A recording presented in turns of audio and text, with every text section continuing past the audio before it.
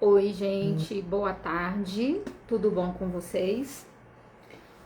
Hoje nós vamos fazer uma live que a gente vai conversar com o Dr. Alexandre, médico, especialista em medicina antropofósica, acho que é esse o nome, né? Ele vai explicar pra gente o que é, como é que ela funciona e como a gente pode utilizar a cannabis nessa visão mais integral das pessoas, tá? Eu vou convidar ele aqui.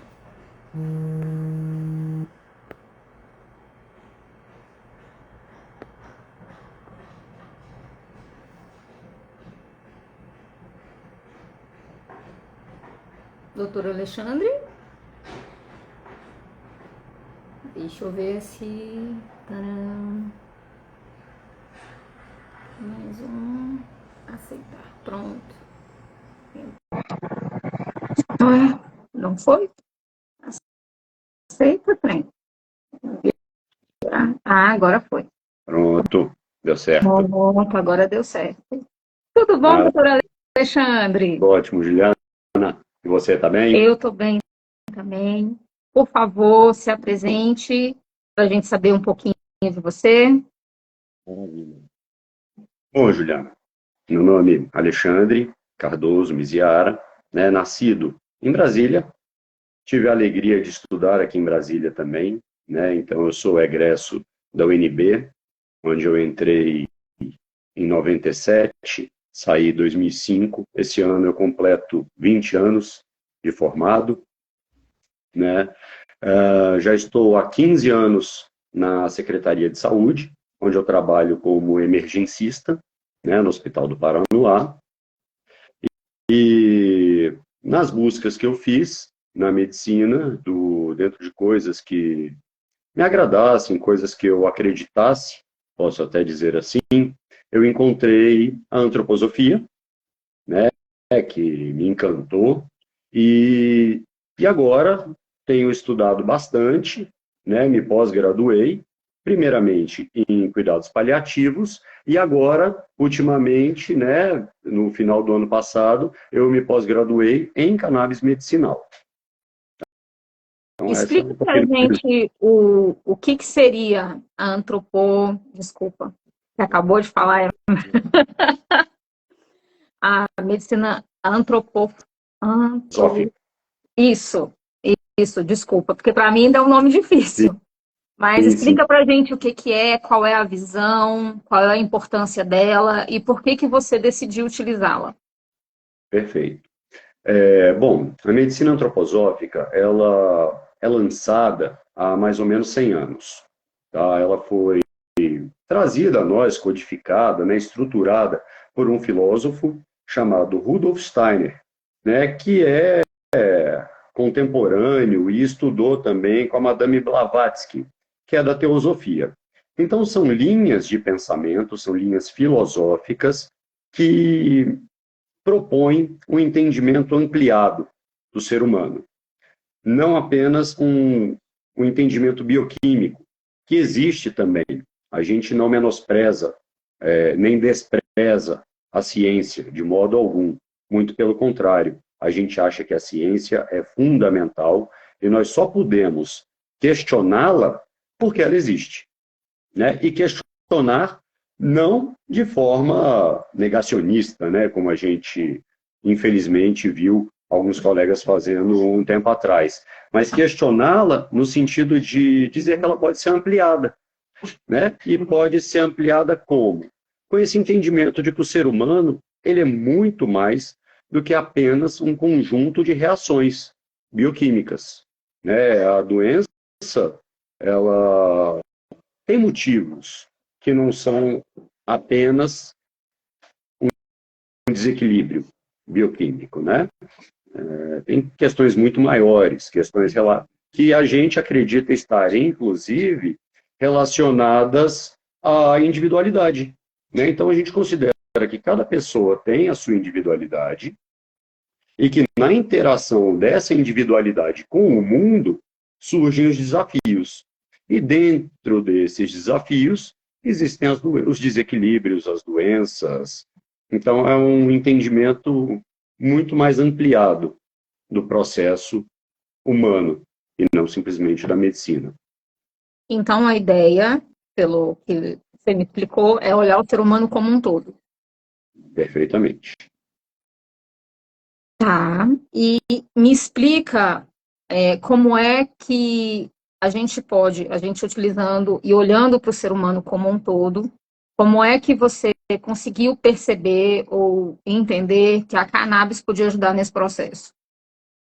Bom, essa é uma pergunta bastante interessante, porque a gente vai entrar um pouco, né? A cannabis ela tem duas vertentes muito, a gente pode dizer até muito distintas, né? Dentro das moléculas que a compõem, das moléculas que são mais estudadas atualmente, né? Enquanto a gente tem o canabidiol, o CBD, como uma molécula que claramente traz um certo controle para as reações cerebrais, né? A gente tem num outro, não é exatamente um polo, mas num outro ponto, o THC, o tetrahidrocannabinol, que é uma molécula que ativa o cérebro de formas diferentes, né? Trazendo o que a gente chama de efeito de alteração mesmo da consciência. A pessoa, quando usa produtos à base de THC, ela percebe que a cabeça fica diferente, enquanto o canabidiol não traz isso, né? E, bom, dentro disso, o que a gente pode, uma das coisas que a gente pode falar dessa relação é que uma vez que o ser humano tem alteração do seu nível de percepção, muitas das vezes abre espaço para questionamentos, né? Existem pessoas, existem relatos de pessoas que após o uso do THC, após o uso da cannabis, em várias circunstâncias, têm uma sensação de contato com o divino, a espiritualidade, com essas forças que nos envolvem, né? Agora, é importante deixar bem claro que se existe alguma coisa específica da antroposofia com relação à cannabis, até hoje eu não encontrei, né? O Rudolf Steiner fala de processos, fala de várias plantas, mas ele não tem um trabalho específico sobre a cannabis. Então, tudo que eu vou dizer aqui é à luz do que eu conheço da antroposofia, com o que eu consigo juntar da cannabis medicinal e dos estudos que eu tenho feito e que fazem parte da minha vida já há alguns anos.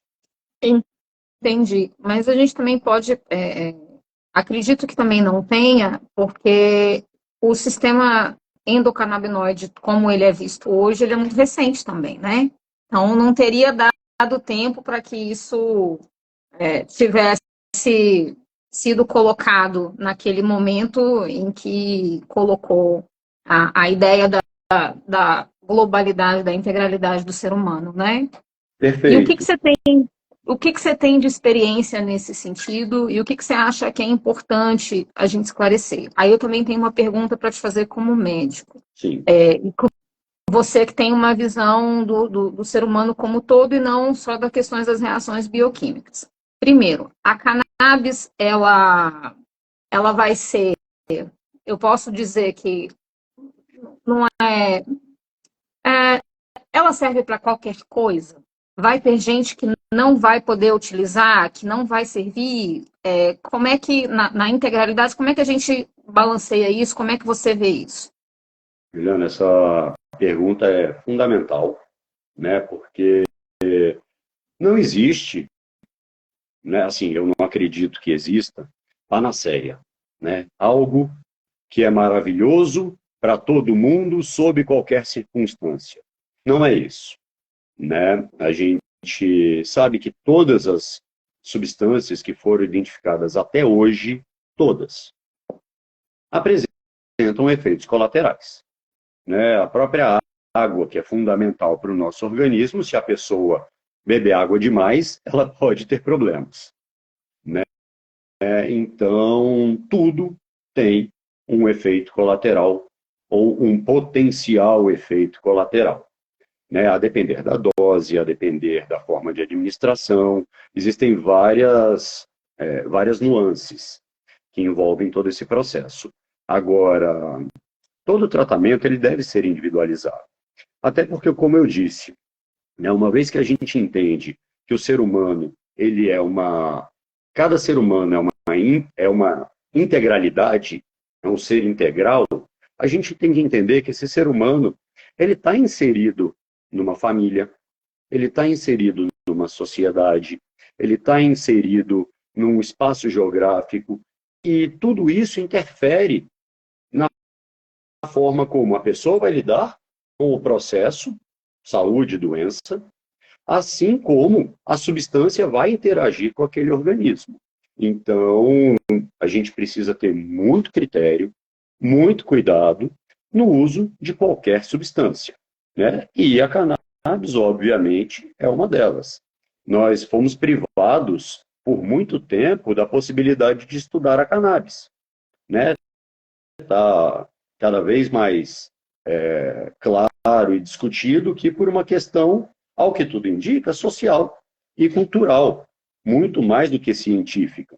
As provas que a gente tem hoje vão todas nesse sentido. Então, nós ficamos privados de estudar essa substância.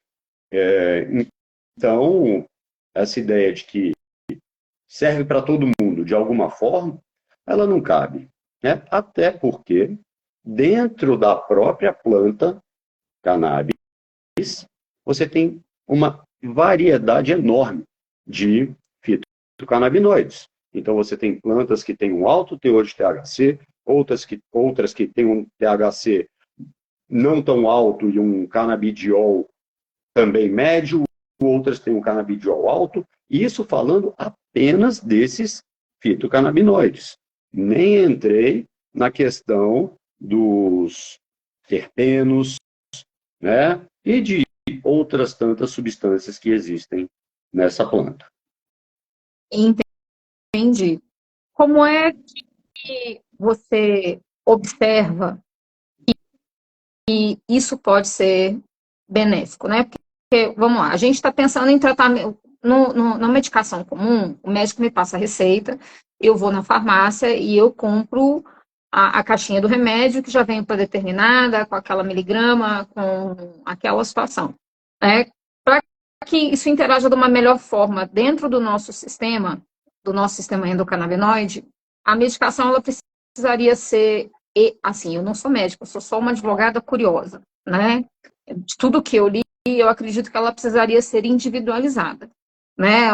O percentual de THC para a pessoa, o percentual do CBD ou dos terpenos ou dos outros canabinoides mesmo que a planta existe.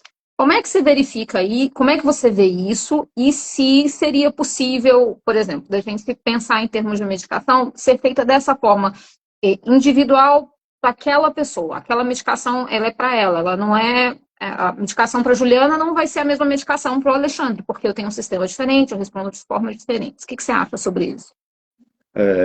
Eu acho que você está corretíssima, né? A gente tem que buscar um entendimento maior, né? Agora, enquanto você estava me perguntando, me veio uma ideia muito interessante, que aí é uma questão até um pouco revolucionária que eu vou falar, que uma grande diferença, né? A gente precisa, sim, tentar entender as concentrações ideais, as formas ideais para cada pessoa, né? Isso é inquestionável.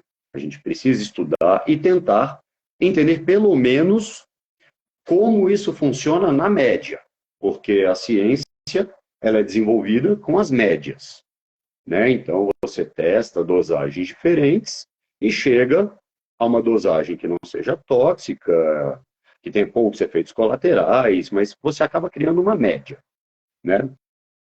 Agora, a cannabis ela traz um potencial que é um pouco diferente das outras substâncias. Por ela ser uma planta e que as pessoas podem acessar, podem plantar, né? E isso pode trazer uma questão muito importante para toda essa estrutura econômica que, né, que rege hoje as questões farmacêuticas. Então, isso é um ponto muito importante a ser trazido, né? Que pode ser positivo enquanto as pessoas poderem produzir as suas medicações, mas pode ser negativo, porque quando as pessoas produzem, você não sabe o que tem naquela planta, especificamente. Né? Existem, eu não sei, inúmeros, né, tipos de cannabis. Falando por baixo das duas grandes famílias, digamos assim, a índica e a sativa.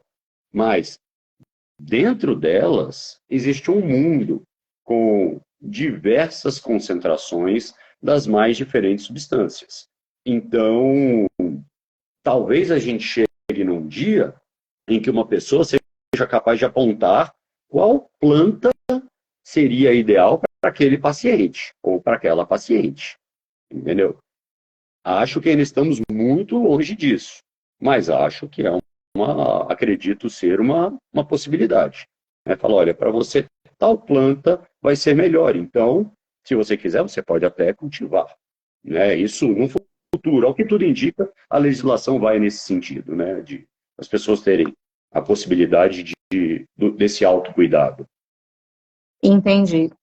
Essa semana teve um evento falando sobre o problema das drogas aqui em Brasília, no Royal Tulip. Teve um médico que ele estava se manifestando referente às pessoas poderem fabricar a sua medicação. E ele vinha muito diferente do seu entendimento. Ele tinha entendimento que isso não era viável, porque as pessoas vão se intoxicar, porque a cannabis vai fazer mal, uma série de situações. De tudo que a curiosa aqui viu, eu não achei nada nesse sentido, apesar de não ser médico, mas eu não vi nenhum estudo, eu não vi nada indicando que corroborasse a fala do médico nesse aspecto, né, de que você... aí ele citou um rapaz que chegou no hospital e que ele estava intoxicado. E o que eu pesquisei e que eu vi, que para que você tenha qualquer tipo de intoxicação, você tem que ter utilizado uma quantidade tão absurda, enorme da planta, que não fazia sentido aquela explicação dele. Então, aí, nesse ponto, eu gostaria que você explicasse se existe a questão da intoxicação da planta, quando que ela alcançar, o que seria uma intoxicação da planta, se ela teria os mesmos efeitos de dependência dos opioides, por exemplo, e se teria alguma possibilidade de que você tenha uma overdose de medicação à base da cannabis. Vamos lá, né? São algumas perguntas, talvez eu esqueça uma ou duas no caminho. Primeiro, com relação à intoxicação, né? Toda substância depende da concentração e da via de administração, né? Então, a maioria dos estudos que a gente tem, ou, né, não sei dizer agora se é a maioria, mas os primeiros estudos foram feitos todos com a inalação, né? A inalação da flor, da cannabis, gerando os efeitos. Esse é um mecanismo que, até certo ponto, ele se autorregula, enquanto fumaça demais, o próprio corpo começa a não aguentar. Então, seria um negócio da pessoa precisar estar inalando quantidades absurdas de alguma coisa que tivesse sido concentrada, e que não só a planta. Então, começa um pouco por aí. Além disso, existem outras vias, né? Então, as pessoas podem consumir por via oral, e a absorção vai ser muito mais lenta, porém, a pessoa perde totalmente o controle de quantidade. Né? Então, e a gente não tem, pelo menos até onde eu tenho conhecimento, atualmente, estudos robustos com a ingesta de produtos à base de cannabis, né? De medicamentos. Então, eu acho difícil difícil realmente que isso aconteça, ainda mais para uma pessoa produzir a ponto de se intoxicar patologicamente e chegar numa overdose, a gente não tem, até onde eu sei, nenhum relato, tá? Nesse sentido. Claro que cada vez mais existem as resinas, né? Então as pessoas conseguem concentrar os canabinoides em resinas. Agora, o uso que cada um vai fazer é algo individual. Não tem como a gente ter a pretensão de tomar conta do mundo inteiro através de proibições. Entendeu? Se a gente fosse pensar nisso e se fosse ser sério, existem medicamentos que estão hoje na farmácia e que deveriam ser proscritos, que não deveriam ser, porque se a pessoa tomar 20, 30 comprimidos, ela pode fazer uma insuficiência hepática e morrer de insuficiência hepática. E é livre demanda, a pessoa pode ir na farmácia e comprar quantos quilos ela quiser. Então, eu considero isso uma atitude negativa, com relação, inclusive, à própria autonomia das pessoas. As pessoas precisam de informação, as pessoas precisam de cuidado, as pessoas precisam de acolhimento. Porque quem faz esse uso exagerado, quem faz esse uso desvirtuado, porque a gente está falando aqui de cannabis com um viés medicinal. É uma pessoa que tem uma epilepsia e que consegue controlar, uma pessoa que tem uma ansiedade e que usando, de repente, algumas gotinhas de canabidiol, de um extrato de canabidiol, ela se sente menos ansiosa. Né? A gente não está falando aqui de uma pessoa que quer ficar fumando ou ingerindo e que quer ficar chapada. A gente está falando de pessoas que buscam melhor, estar melhor. Claro, tudo, né? Tudo não, mas existem diversas substâncias com um potencial de vício, de adicção, muito maior do que a cannabis. Até porque, voltando a falar da via inalatória, que é uma via muito comum de uso atualmente, as pessoas, uma das coisas que a gente tem hoje como sendo uma verdade é que o próprio canabidiol ele é antídoto para o THC. E eles se regulam. Então, quando uma pessoa começa a usar muito, o que ela tem é sono. A grande maioria das vezes ela fica chapada e sonolenta. E sonolento ninguém vai fazer uso a ponto de chegar numa overdose. Então, são questões bem complexas. Agora, é incomparável com os opioides, por exemplo. Né? Inclusive, o THC ele pode ser usado para diminuição de uso de opioides, né? Porque é um alostérico positivo nos receptores. Então, quando tem o THC e tem a morfina ou qualquer outro opioide, o THC potencializa. Então, você precisa de doses menores. E isso, né, a gente tem bem documentado já. Alexandre. Não sei se eu esqueci alguma coisa. Não. Alexandre, conta pra gente na sua prática clínica como é que você tem utilizado e os benefícios que você tem visto. Bom, posso falar de um caso específico. Primeiro, né, eu tenho utilizado com as pessoas que me procuram, eu não uso, né, não faço prescrição no hospital que eu trabalho, né, trabalho como emergencista. Lá eu não uso, mas porque não consigo fazer acompanhamento, talvez seja o principal motivo, né? E precisa de acompanhamento.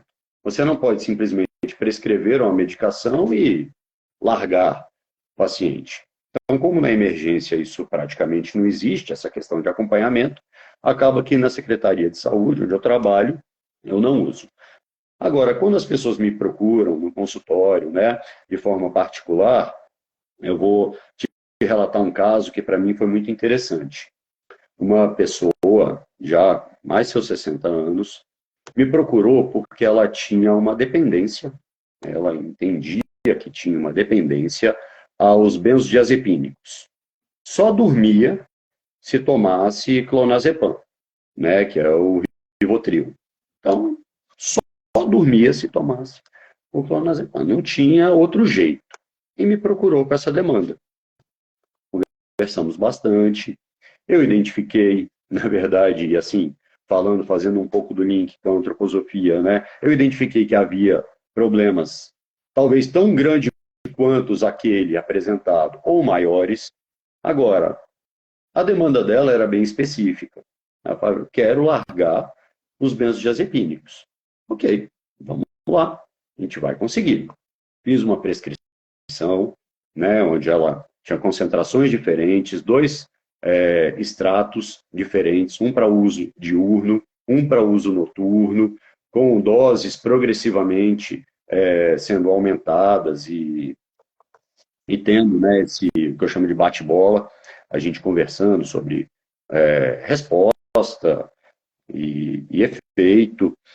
E passados talvez 2 meses, mais ou menos, eu recebi uma mensagem e fiquei extremamente grato pela oportunidade, muito feliz por ter conseguido. Ela falou que depois de mais de 30 anos usando, né, benzodiazepínicos, ela tinha conseguido se livrar e estava dormindo já sem o uso do Rivotril e que estava se sentindo muito melhor. Então, para mim foi uma grande alegria, né? Uma experiência que eu adoro compartilhar, porque é totalmente possível. Agora, uma outra pergunta. Quando um paciente te procura e que ele traz uma demanda específica, né? Porque a gente vai no médico para resolver a gente está olhando só para aquela dor momentânea. Quando você vem com a sua visão integral e abrindo para o todo, como é que o paciente reage no primeiro? Você tem muita resistência no começo, até você explicar para ele entender que a gente vai um pouco mais? Como é que funciona? O que eu faço nessas situações é dizer, olha, se você quiser, podemos juntos ir além. Se você quiser ficar por aqui, a gente fica, eu respeito. Né? Uma das coisas mais lindas, que é a base da antroposofia, chama-se liberdade. Né? Então as pessoas são livres para escolherem seus caminhos. E se eu puder interferir positivamente no caminho de alguém, para mim é uma alegria. Agora, o caminho é a escolha dela. Então, muitas das vezes as pessoas já chegam sabendo que eu tenho esse viés mais integrativo. Né? Então, fica bem fácil o diálogo. Mas quando não tem, eu alerto. Eu falo, olha, eu identifico coisas que vão além. Se você quiser, podemos ir juntos. Se não, tudo bem. Eu faço o que você está me pedindo, né? Cada um com seu caminho, cada um com suas escolhas. O livre-arbítrio é a coisa mais linda que existe neste mundo. Isso eu concordo com você. Alexandre, onde é que as pessoas podem te encontrar para poder se comunicar com você? Vai que tem alguém que esteja buscando justamente alguém que olhe para ela como um todo e não só como uma dor específica. Onde é que a gente te acha? Juliana, eu hoje em dia, como faço um monte de coisa, né? Eu acabei nem falando. Eu dou aula também atualmente, então eu faço 40 horas na secretaria, eu dou aula no CEUB já há 6, 7 anos que eu estou no CEUB, então eu tenho uma agenda muito restrita. Atualmente as pessoas podem me procurar ou pelo próprio Instagram, né?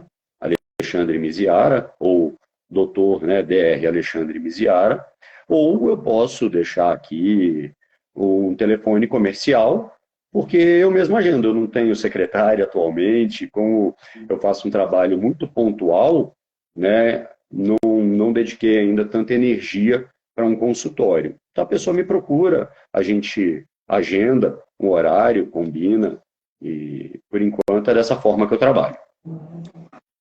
Agora, só para a gente encerrar, fala para mim um pouquinho como é dar aula hoje com uma visão completamente diferente da que quando você estudou, né? De olhar para o ser humano como um todo, como é que os seus alunos reagem a essa visão E confesso que eu fico muito feliz de termos alguém dando aula e ensinando a olhar para o ser humano no todo, porque às vezes a gente vai por conta de uma dor, mas o problema não é a dor é só o seu corpo dizendo, ei, presta atenção, né? Então, explica como é que é isso na faculdade. Então, é uma enorme alegria hoje poder compartilhar, né? E dando aula, o que eu faço é lançar sementes. E se houver terreno fértil, essas sementes germinarão, né? Então, eu falo, e o que eu trago muitas vezes para eles durante a aula não é antropologia, né? Eu até falo que é a minha especialidade, mas o que eu trago é o conteúdo. Agora, o conteúdo de uma forma bem humanizada. É mostrar isso, é falar que uma pessoa que tenha muitas vezes uma dor no pescoço, uma dor de cabeça, né? Uma dor, às vezes, a causa é uma ansiedade, é uma preocupação excessiva. É muito comum, né? Eu acabo diagnosticando muitas vezes pessoas que têm aquela dor em peso, né? E aí eu uso imagens como, por exemplo, o Atlas, né, da mitologia, que carrega o mundo nas costas.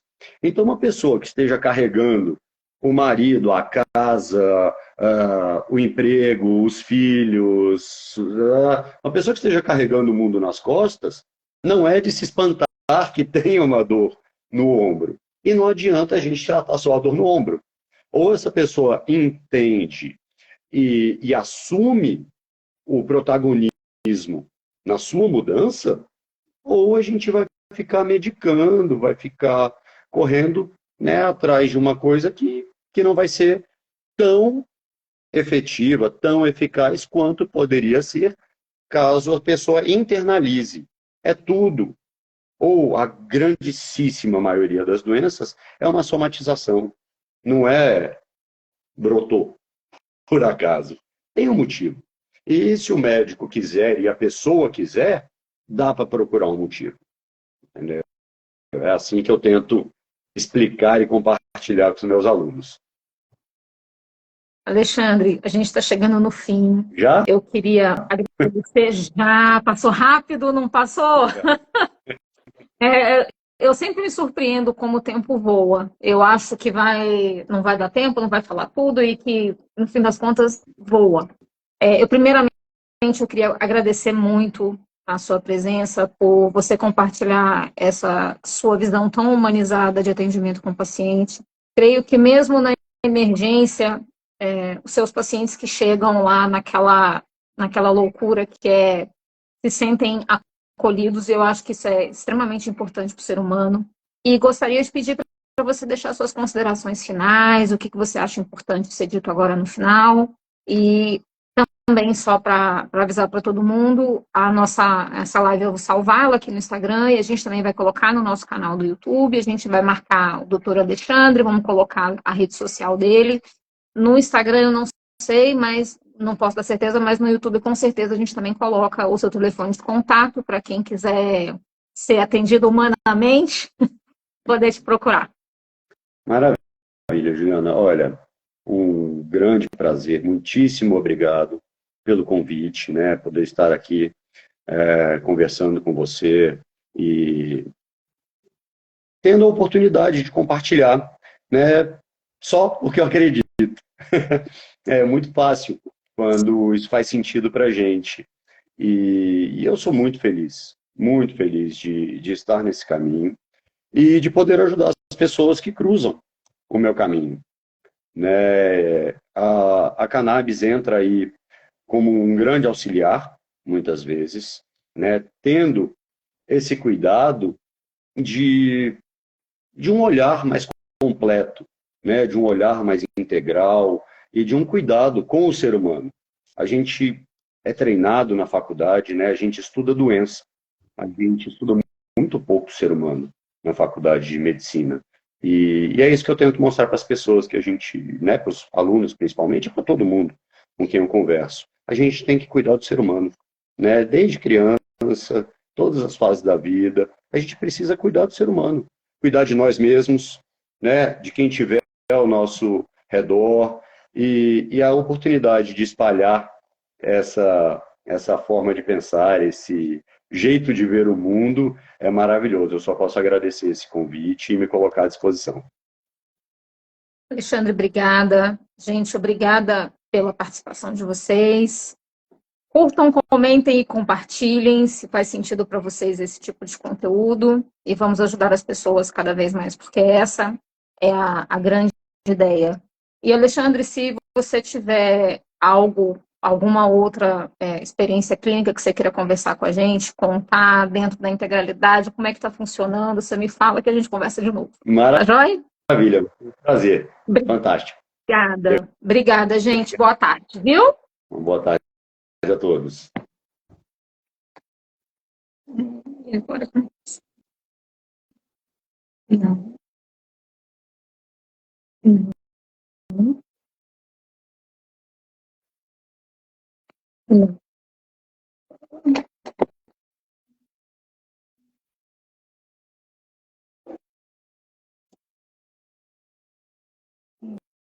Não.